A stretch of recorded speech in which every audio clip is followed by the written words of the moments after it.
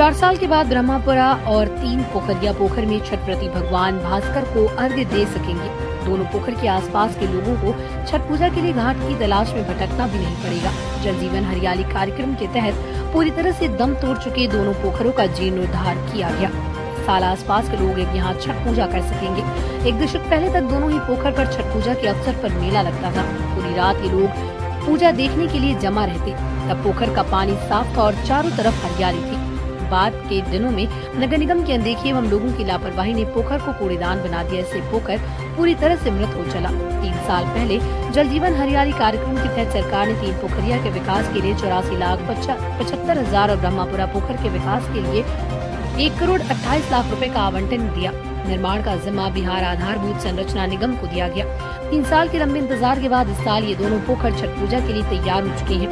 काली बाड़ी रोड निवासी एवं 3 पोखरिया छठ पूजा समिति के सदस्य योगेश कुमार टिंकू का कहना है कि पोखर परित्यक्त हो चुका है। सरकार के सहयोग से इसे नया जीवन मिल गया। लोगों ने यहाँ छठ पूजा करना छोड़ दिया था। मोहल्लेवासी इस बार यहाँ फिर से छठ पूजा कर पाएंगे।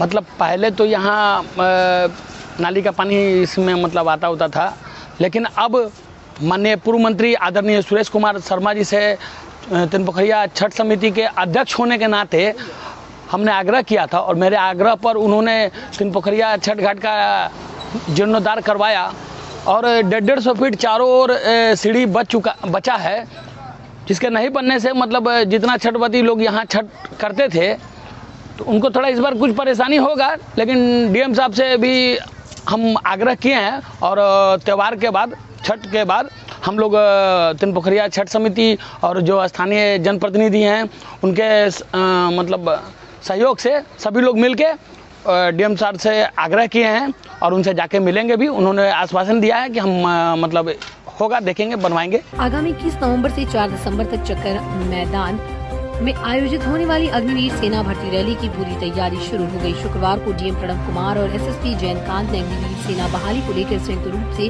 सेना के अधिकारियों के साथ समीक्षा बैठक कर तैयारियों का जायजा लिया। डीएम ने भर्ती प्रक्रिया में व्यवस्था बनाए रखने के लिए 16 सेक्टर मजिस्ट्रेटों की भी तैनाती की। इसके अलावा बिजली, पानी और सफाई की भी विशेष व्यवस्था मुहैया कराने की बात कही।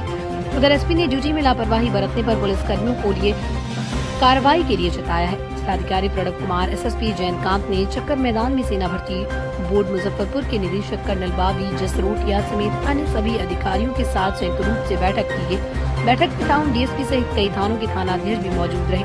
डीएम प्रणव कुमार और एसएसपी जयंतकांत ने 21 नवंबर से 4 दिसंबर तक चलने वाली भर्ती प्रक्रिया के संबंध में सभी से विचार विमर्श करते हुए ड्यूटी भी सौंपी। एसएसपी ने स्पष्ट किया कि शहर में अभ्यर्थियों को किसी भी तरह का माहौल खराब करने की अनुमति नहीं दी जाएगी। यदि कोई ऐसा करता है तो उसके खिलाफ सख्त कदम उठाए जाएंगे। जैसा कि अभी आपने देखा, हमारे ज़िले के डीएम साहब और एसएसपी साहब अभी आए थे। ये जो अग्निवीर रैली कोरोना महामारी के बाद ये पहली रैली है जो चक्कर मैदान में हो रही है। इसके लिए ज़िला प्रशासन की तरफ से पूरे प्रबंध किए गए हैं आने वाले बच्चों की सहूलियत के लिए, और हमें ये आश्वासन दिया गया है हर संभव प्रयास किया जा रहा है उनकी तरफ से इस रैली को सफल बनाने के लिए।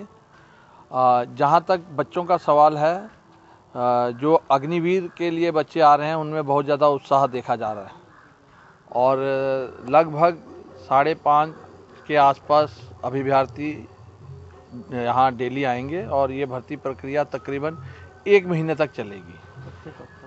ये 2 नवंबर से शुरू होकर तकरीबन 30 नवंबर तक चलेगी और मेडिकल 4 दिसंबर तक चलेगा। मेरा आप लोगों से एक अनुरोध है कि इस भर्ती प्रक्रिया में जो मैं आप लोगों के थ्रू समाज को ये संदेश देना चाहता हूँ कि जो भर्ती प्रक्रिया है वो एक निःशुल्क और पारदर्शिता से पूरी की जाने वाली प्रक्रिया है।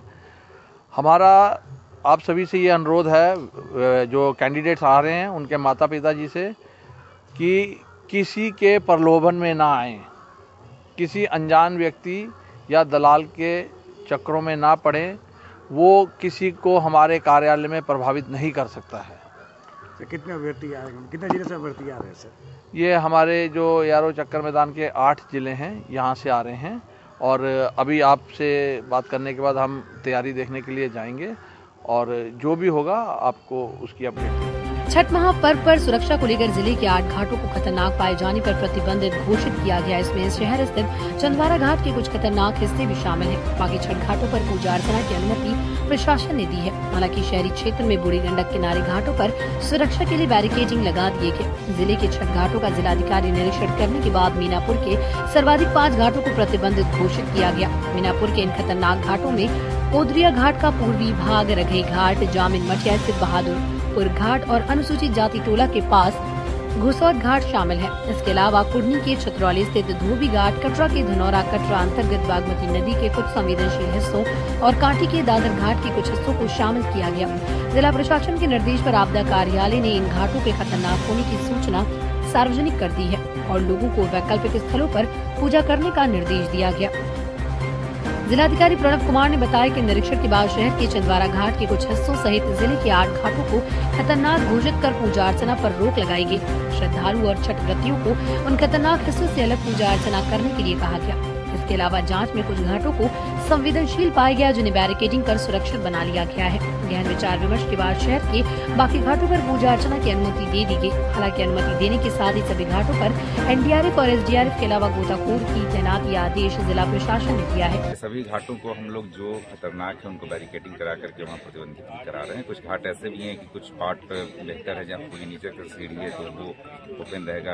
रेस्ट में हम लोग बैरिकेडिंग करा रहे हैं, तो सभी सूचनाएं सभी लोगों को दे दी। सुरक्षा के दृष्टिकोण से सर, सुरक्षा के दृष्टिकोण से सभी संवेदनशील स्थानों पर सुरक्षाकर्मी चिन्हित करके वहाँ किए गए हैं। इसके अतिरिक्त सभी घाटों पर, सभी तालाबों में, पोखरों में जहाँ जहाँ अर्घ्य दिया जा रहा है वहाँ पर गोताखोरों की भी तैनाती की जा रही है। सब कंट्रोल रूम बनाए गए हैं। इसके अतिरिक्त मजिस्ट्रेट और पुलिस फोर्स लगातार चौकन्नी